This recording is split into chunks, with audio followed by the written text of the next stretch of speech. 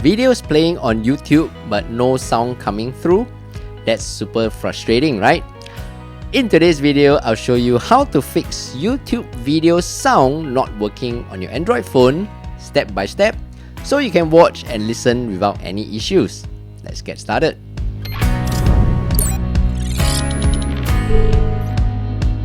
Hey, what's up everyone? I'm Steph, and in this channel, I teach you quick daily tech tips that make your life a little easier. First, make sure your sound settings are in order. Go to your settings and tap on sounds and vibrations. Make sure sound is selected and tap on volume. Slide the volume bars to make sure you can hear the sounds properly. Then, go back to your settings and go to apps. Look for the YouTube app. Tap on Force Stop and OK. Then go to Storage and tap on Clear Data. Tap on Delete. Then tap on Clear Cache. Lastly, give your phone a reboot by pressing and holding the volume down and power button at the same time until the screen goes off and the Android logo reappears. There you go.